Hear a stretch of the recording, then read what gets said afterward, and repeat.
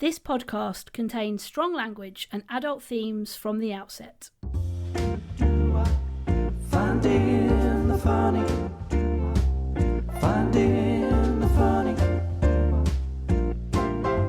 With Ruth and Ange. Finding the funny. So, Ange, I've got a question for you. Right, I'm ready. I'm prepped. I'm in the zone. Yes. Oh, well, no, I like it when you get a bit flappy. Well, no. I mean, you've No. told me this is happening every week now, so I This is am prepared. Okay. For whatever it is you're going to throw at me. What did you do on your secondary school sports day? Firstly, how did you What? feel about sports day at secondary school? And what was your go-to sport that you always did? Oh, Lord. I mean, sports days in general, whether you're in primary school or secondary school, are just a shower of shit, aren't they? Well, I think primary's quite fun, isn't it? Yeah, but it's still, you still get those elite kids, don't you? Oh, the ones that, and then you get the parents' race. I mean, they're the Yeah. funniest in primary school, aren't they? You know, you get all those kids that are like freaking super fast or can do Yeah. amazing, I Yeah. don't know, hurdles Who are only just 5 and are saying, I'm already running for county. Yeah. I just did the 100-metre sprint for county this week. Get out the way, you fuckers. I'm coming through. And you can definitely spot who the mum is of that kid. Oh, for sure. Because she gets up and goes, Absolutely. I was running for county by the time I was 8. Get out of the way. Well, she'll be all geared up in the sweaty Betty. Oh, won't she? and She'll the have her- Lululemon. Yeah, she'll have her trainers on. She'll be ready to kind of, Ready to go. sprint alongside said Yeah. child and be cheering along. Come on, Yeah. Jimmy, keep going. That's You're it, amazing. keep going. You're Yeah. running for county already and you're not even Yeah. out of the womb yet. Well done. You're not even out of nappies. Well, little Jimmy, he was walking by 3 weeks old. That's how Yeah. sporty he is. He actually walked out of the womb. Of the womb. Yes. Of the womb. I mean, he was my 5th child, so it wasn't hard. But, He actually just fell out. but what about, because secondary school sports days are shit, aren't they? Yeah, they are. You just So end up- shit. if you're not sporty, which Oh, God. we were not of the sporty vibe. Perhaps, Speak for were we? yourself, actually. Speak for yourself, Ange. I was running for county by the time I was 10. I reckon you'd be good at the shot put. Well, okay, this is annoying because I was going to say... What were you gonna Oh, say? God, this is... I was going to say to you, the shitty sport I was always given Shot put. was the shot.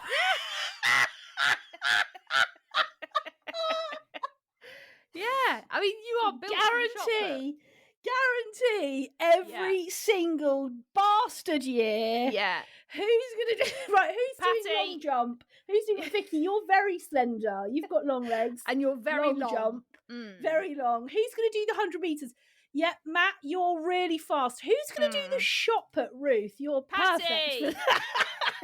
To be honest, I couldn't even do that either. I was still terrible at that. Well, because I'm just not very coordinated. Coordinate. Am I? No, you're not. I mean, you'd probably just No. fall over, wouldn't you? Especially Well, because you've you have gotta to do do all that that swinging around, spin. don't you? You Yeah. gotta do all that bloody spinning. You've got to hold the ball in your neck and use the other hand to stabilise yourself and spin Yeah. around 20 times and then whack the ball out. I mean, how do you do it? Screwed. Yeah. Screwed. I mean, it's a good day if you've walked.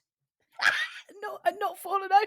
Yeah, exactly. Like if you've just managed to walk from A to B and there's been no incident. I've had a whole day upright. yeah. A whole day upright. I am winning at life. Yeah.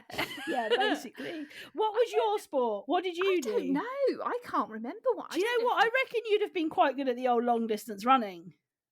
No, I don't think so. No. I think I've only gotten better at running as I've got older. Right, I wasn't very okay. good at it I when reckon I you was a could have been like child. javelin, discus, shot put kind of vibes. I think I would have just been like, I'm not doing any of it. I just want to sit on the grass and watch everyone else. And snog all the boys. Yeah, That you would have know. been you. yeah. I was You'd have actually been talking surrounded to- by your harem of boys. which you always had as a teenager. Bloody hell, you had this lad. God, Andrew's come home with Scott. Oh, I thought Scott was no, Scott's back on the scene. Oh, Andrew's hanging around with Matt again. I thought no, Matt's big time back in it, just snogging all. Oh, here comes another one. This guy's called Ross. Bloody hell, Patty, you're making me sound like I'm a right whore.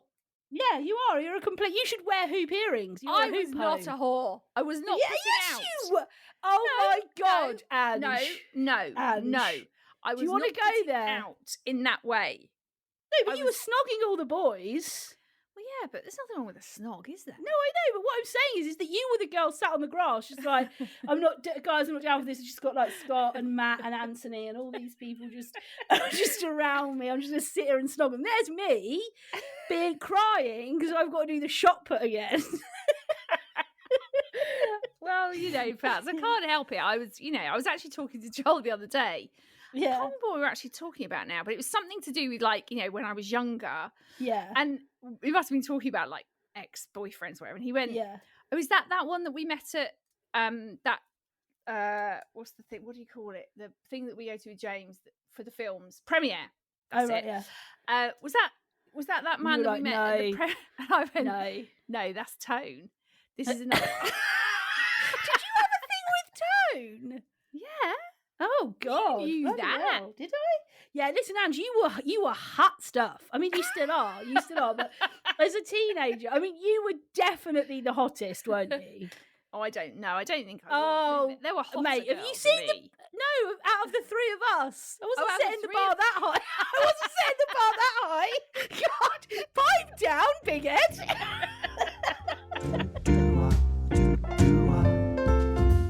Anyway, Yes, shall we go into the Urban Dictionary?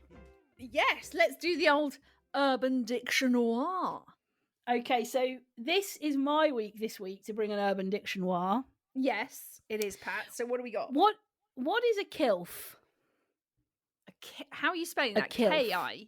No, K-I-L-F. C-I-L-F. A kilf. C-I-L-F. Kilf. Yeah. A kilf. Now, hang on. Now, is this similar to like a MILF?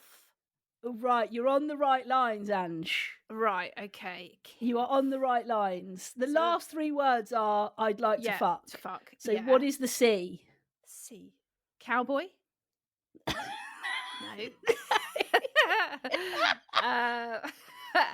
C. Some kind of person that starts with a C. Shall I tell you? Yeah. Cartoon I'd like to fuck. What?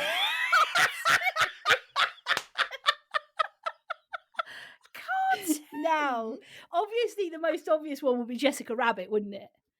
Yeah. Because loads of men fought, and the women. And the women. Oh yeah, and the women. I mean, she's an incredibly sexy cartoon character, isn't she? Yeah. The breasts, waist, the waist, the buttocks. Yeah. Like, you do look at Jessica Rabbit and think, God, yeah, if you were like a woman in real form, yeah, she is. So I got thinking, have you got any other cartoons that you'd like to fuck? I don't think I've ever thought about fucking a cartoon. Well, why not? This is not going to be great podcast fodder. Why have you not spent your entire 45 years thinking about cartoons you'd like to have sex with? This is outrageous. Well, because it's obviously a very new Urban Dictionary thing that I've never heard of before. Yeah. Yeah. What, have you got a cartoon then? Well, I think for me, I think Aladdin. No way. No, too tiny. Yeah, and no. I mean, what are the trousers about? The shoes and all that shit. Yeah, no, the old harem pants. You're not into the Aladdin harem pants. No. What about the Beast when he's no longer the Beast? No, too smarmy. No. Too smarmy. Like all the, all those sort of Prince Charming characters. No, forget it. Well, then you're not going to really find one then, are you? What kind of cartoon, other than Jessica Rabbit, which obviously it sounds like you would. Yeah. You're not really going to find one. I mean, if you think of like cartoons like Monsters Inc. Well, no, neither of those. I'm not going to go with a monster. I'm not going to go with Woody or Buzz, am I? Well, not Woody. No. I did say cowboy though, didn't I? You did. You did. So maybe it would be Woody. Maybe he is the cowboy you'd like to fuck. I mean, I think it would have to be something along the lines of like your Batman or your Spider-Man in cartoon form. Oh, now this is brilliant. That's what I Yes. think I'd go with. Like your superhero cartoon. Yes, Oh, yeah, yes, you've really yeah. thought that is brilliant. That is Yeah. absolutely brilliant. So who would you pick out of that vibe? I think I'd actually go Batman. Batman. Yeah, me too. I like the black. I like the, The dark face coverings. Yeah, and you like the cape. kind of tumultuous. And the thing is, Batman isn't really a superhero, is he? He's just a really good He's guy just a good that does guy. good stuff. Yeah. I Also, do I think Spider-Man would irritate me with his webs. He'd be like firing webs constantly at webbing. me. It'd be I'd be like, constantly webbing leave everywhere. me alone, Spider-Man. We've done this now. I'm not doing it anyway. You just web me and bring me back, wouldn't he? Forget it. I'm doing this with you, Ange. I don't care. We've done it 10 times now. I want it again. It'd be like constantly, get back here now. Get back here. Yeah. Come on. Get down. Get your clothes off. I do think, though, that upside down kiss that they do actually in the Spider-Man film where he takes his mask off, that is quite sexy. It is. That is quite sexy. And I just feel like Spider-Man just is a bit, I don't know, a bit wet. He's a good man. He's got good webs. He obviously does good stuff. But I think Batman he'd be sort of a bit dirty. Oh, well, I think there would be a lot of darkness in there, wouldn't there? Darkness. And I like the darkness. Yeah. Yeah, I want a bit of meat. I want a bit of darkness. I want a bit of dirt.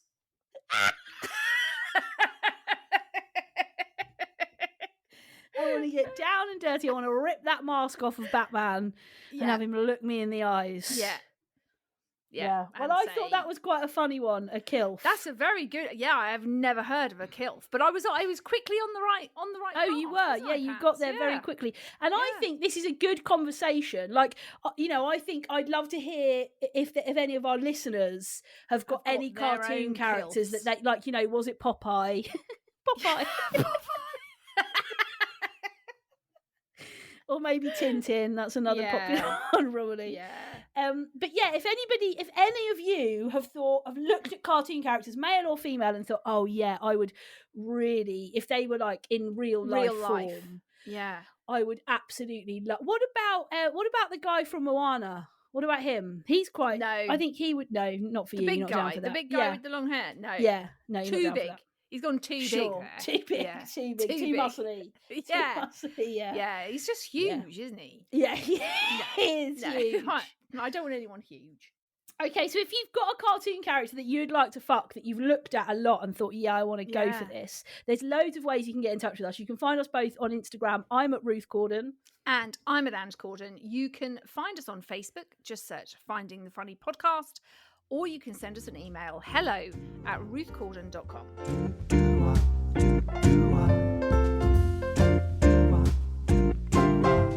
Now we're into Ange. Tell us, what is getting on your shitting tits? Right. Now, this has come about a bit from our night out on Friday. Oh, right. It's hot off the press. Mm-hmm. Okay. And the thing that gets on my shitting tits, or has been getting on my shitting tits, is people who do not bring a bag on a night out. Oh, God, that's me! That is you. You're directing this completely at me. Basically, you're saying I'm getting on your shitting tits. Well, in those moments, yes. Why? Because you actually so we had the debacle with you not having any proof of your vaccinations. That was number one. Well, you were only lucky because you happened to have that stupid bit of card. No. Patty, see, this is the thing. It's not luck. It's not luck. Right? It's called having a bag with a purse that you can keep things in. No, just find that bollocks so shit. You rock up to everything. Yeah, no bag. With nothing. Yeah. And then you even actually said to me, because I had a bit of a go at you about it on Friday night. Well, because we needed passports, didn't we? And I didn't have we needed some kind of ID. Some ID. Yeah. Exactly. Yeah. And I was like, why do you not bring this shit with you? I don't. Well, if I bring it, I'll just put it in your bag. Yeah.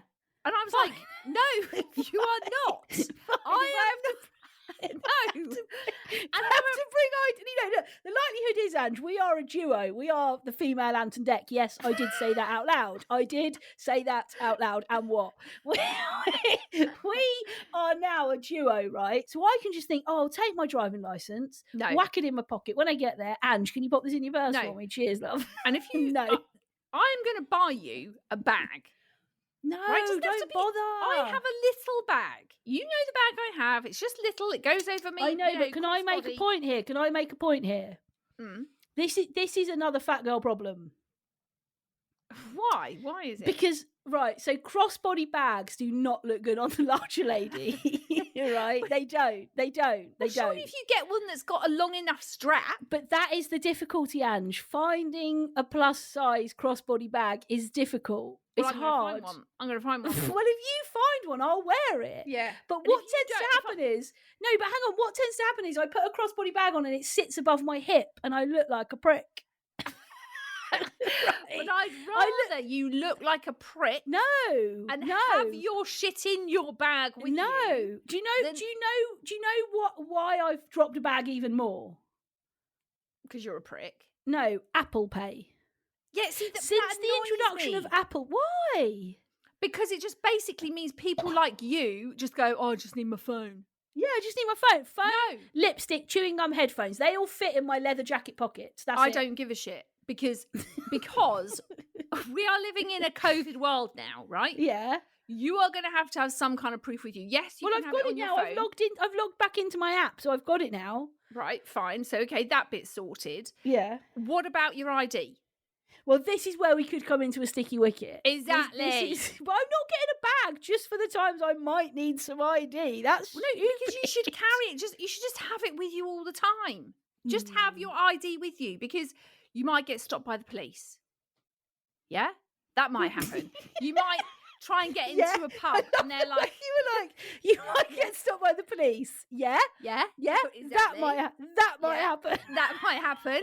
Right. You might try and get into some sort of venue and they'll be like, we need some ID. Shit, I can't go in now because I ain't got anything with me that shows my ID. Well, I think I've got a picture of my passport on my phone. Well, you said that on Friday and you couldn't find it, so don't find that bollocks, right? So it just there are so you do it, and I've seen it done numerous times. I've had other friends. Oh, I haven't got a bag. Can I just put that in your bag, Ange? And I just want to go. No, you can't. Bring your own. But bag. What if you're of a larger lady and it ends up? I look like I'm trying to be one of those roadmen. The ones that wear the pointless little bum bags across there. So I look like I'm trying to be a sophisticated nearly 40-something.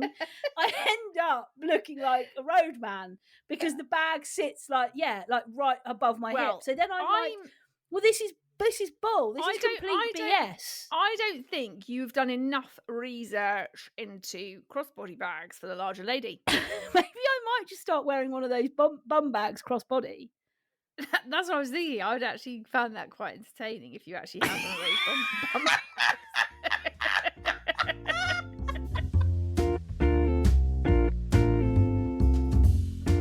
We also had a dickish behaviour in from Charlotte on the gram, and she said manspreading / mansplaining, which I love these two. I think some men do it on purpose. Same, I do too. I think it's their way of going, yeah, I'm sitting down. Yeah, I've got a huge dick.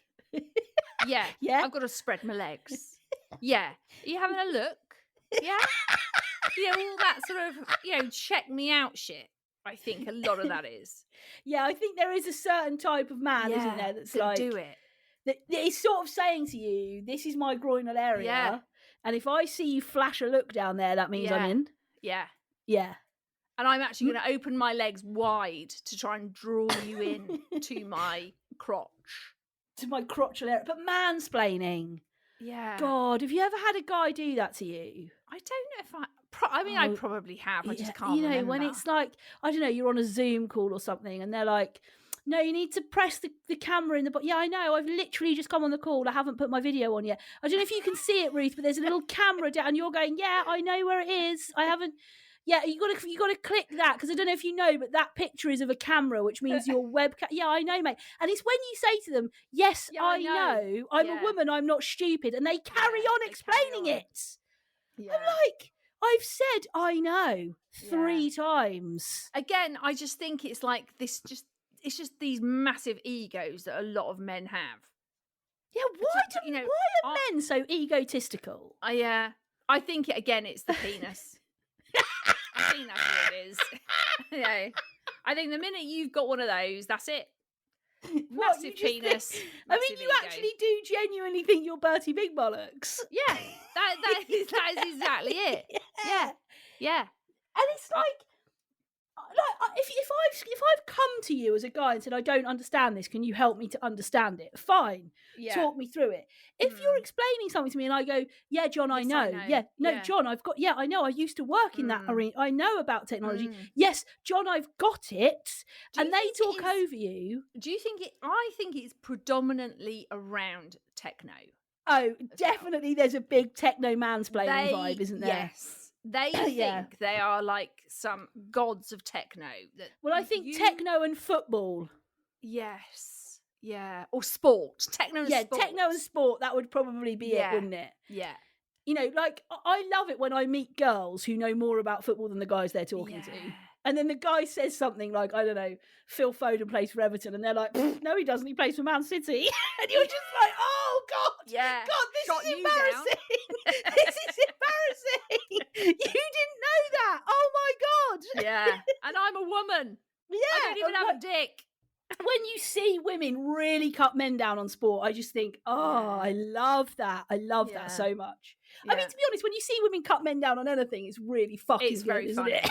Yeah, it's quite a moment. Yeah, it's quite a moment. Often of arousal, let's be honest.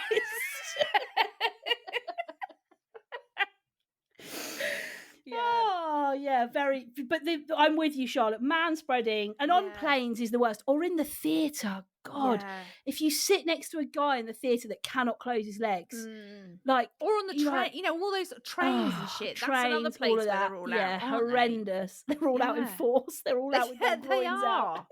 I mean, I'm going on the train tomorrow. I am going to have some good looks for some man. Defo find the man spreaders. Defo for sure. I remember there was this one guy I was on the train once, and actually, I mean, he did have amazing legs, and he was in shorts. I do love a good leg on a guy. I mean, Jack Grealish. Oh, yeah, I mean, amazing. He can spread everywhere. If he can spread anything of mine for sure. But yeah, I remember I was sat opposite him, so it's like one of those moments where you actually just you actually can't look anywhere else, or your eyes just won't let you look anywhere else. And he was there in these shorts with these massive legs, and I mean, literally, it was just there. It was just, you know, really, yeah. It was quite. Did you look at it a lot? I really tried not to. I kept thinking, you know, he's doing this on purpose. He wants me to look at his crotch. He wants me to look at his legs. I'm not going to look there. I really having tried. A full-on chat with yourself. Yeah, no, Ange, he wants you to get engrossed into his penis. His legs and his crotch. Just look out the window. Look at the man stood there. He's got his rucksack on. Just look at him. Look at the man stood there. He looks like Russell from Up.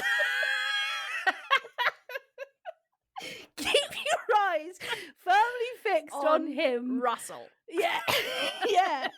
But that internal narrative of like, it's so hard, isn't it? Because when you start doing that, you can't stop looking. I know. It's like when people have got a massive spot on their face or something, and you're talking to them, and you just keep don't look at the spot. Don't look at the spot. I'm looking at the spot. You know, she's not even looking at the spot.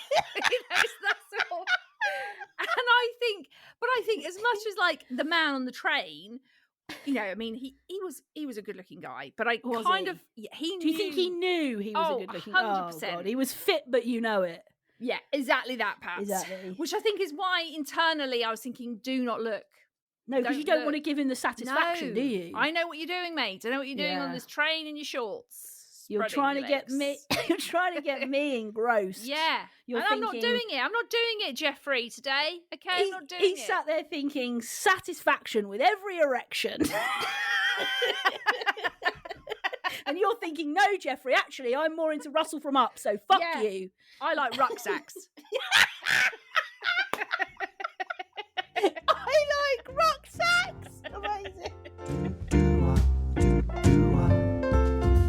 Anyway, we're now coming into our more serious segment that we do every week. And we thought this week we'd talk a little bit about friendships. Because, Ange, you had a message from somebody who wants to remain completely anonymous, which is understandable. Yes. But you had a message in, didn't you? And I did. We thought it'd be a good thing to try and tackle.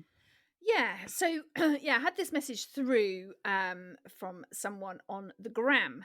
And she says, okay, so my bridesmaid has been really distant since our wedding 2.5 years ago. I've asked if she's okay, and she said she wanted to give us space to be husband and wife. Lockdown hit, and obviously everything has been weird and hard, etc. I've now received an invite to her wedding, which was meant to happen last year, but it's now at the end of October. My husband and I have been invited to the evening reception, so to which I feel really hurt about. I've heard nothing about her hen do, etc., even though I joined a virtual one last year. So, my question is, do we go? It's nearly 3 hours drive and means getting a baby and puppy sitter. Do I decline, or do I pretend that we didn't get the invite, given that I've not heard from her?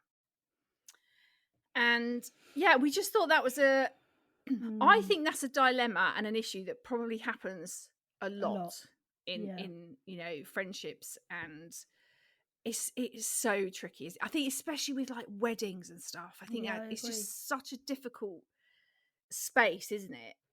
Well, friendships are really complicated, aren't they? Well, I don't think they have to be, but I think sometimes they can be, and I think I don't think all friendships are complicated, but they can be complicated, can't they? Because often, people, I've got friends who have been really hurt by other friends in their life. Oh, yeah. Who have maybe mistreated their trust, who have, said and done things to them and it is like a breakup, isn't it? If you've been that close to somebody, to be your bridesmaid, and you have walked maybe other difficult times with them, it's like a breakup. Yeah, it is. And I think especially for this person who, like you say, you don't, to me, if I ask someone to be my bridesmaid at my wedding, that means that's a big deal, and it means that you're actually somebody that's really important to me in my life, and I want you to be part of this day. Yeah. To then find 2.5 years on that actually, for some reason, to which she doesn't seem to know why, it's not like anything particularly happened, or other than the fact that we've been limited with when we can see each other and how we can see each other, given the 18 months we've lived through. But to then sort of feel like actually I'm being treated in a very different way, and I don't even understand why. And I think sometimes that's the thing with friendships is you think you're really good friends and everything's hunky-dory, and then something happens and you're like, okay, well, this obviously isn't what I thought it was. And it's just, I mean, if I was this person, I actually think this would be a good point to try and have a conversation with her. I was going to say the exact same thing. Yeah. Because I just think, not just declining the invite or making out you didn't get, I just think that's not really going to sort this out, whatever it might be. And it might be that actually you try and have a conversation and it's shut down and she doesn't want to talk. And in that case, that gives you your answer, doesn't it? Yeah. That for some reason things have changed and it's not the same friendship that you thought you had. But I think not trying to address it in some way is probably not the best thing to do. And this is a good point at which you could try and have some sort of conversation. Well, I think for me, it depends. My question to this person would be, where do you want this friendship to go? Like, do you want to, have you now come to the conclusion that actually your friendship, and some relationships are only for a season, aren't they? As hard as that is, some relationships are only for a season. They're only for a time in our life. And that person is brought to us for whatever reason, to teach us something new, to, there are friends that come and go, but come for a while and go. and on some level, that's, if people don't end up hurt or bereft or broken from those relationships, on some level that's okay. I've had friends in my own life that we've drifted, or there hasn't been any big like heartache, we've just perhaps not been into the same things anymore. But my response to this person would be, what do you want out of this? Are you happy to just say, now, that was for a season in my life, I'm not going to go to her evening do, and I'm just going to politely decline it and get on with my life? Or do you think there's some I suppose by the fact that she's messaged us, there's some unrest here, isn't there? There's some like churning up of feelings. I think there's just there must be an element of wanting to know why, like what's happened, like why is there this shift, closure, what almost. I thought, even if they don't become close friends again, closure exactly. almost. And I think that's I think there's no harm in trying to have that conversation with her. Or I don't know, I mean, sometimes people find those things difficult, and I totally get that, but I think if you're able to find a time where you can just have a chat on the phone, they obviously don't live near each other, given what she said about the distance.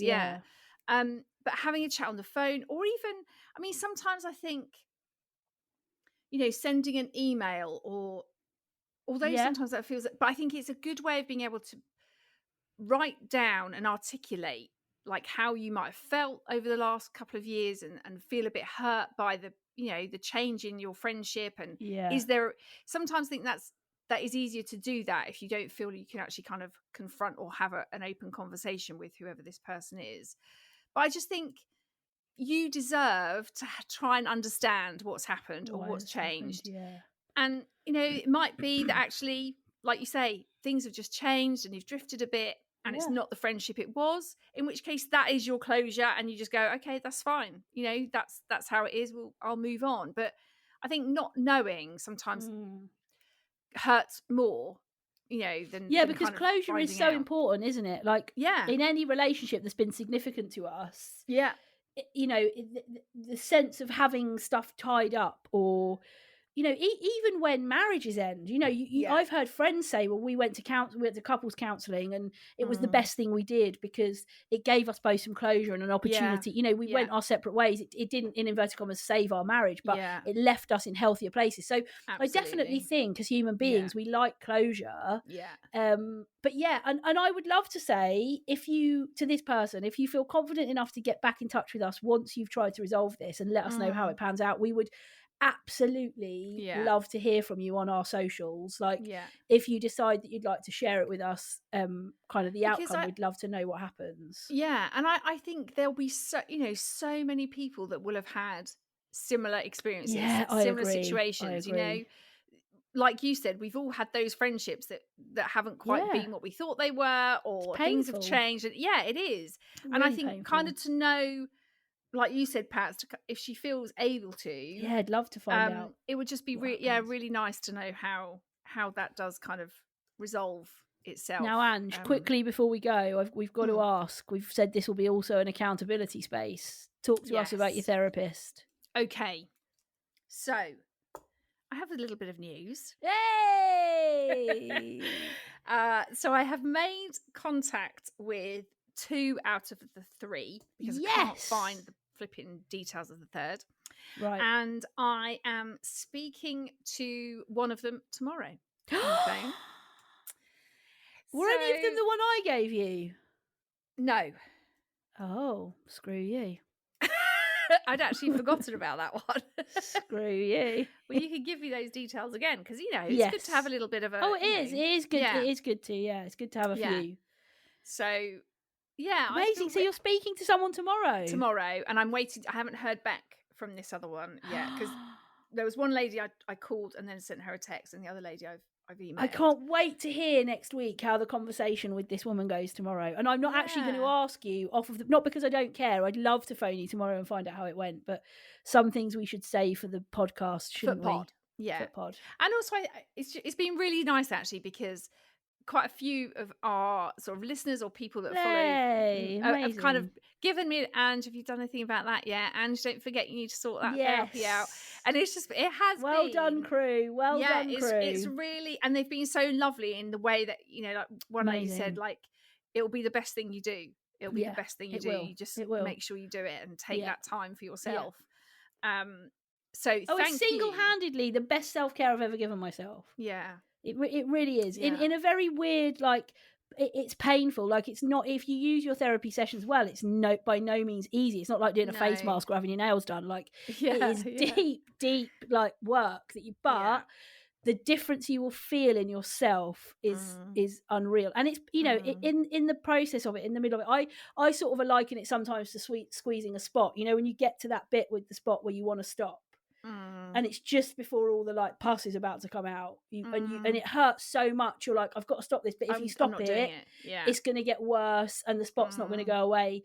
Like, you've got to push through that and think, when I squeeze this properly and it heals, it's going to be so much better than if I leave it at this point. So, you know, it's difficult and it's painful, but it will be the best thing you've ever done for yourself. Yeah.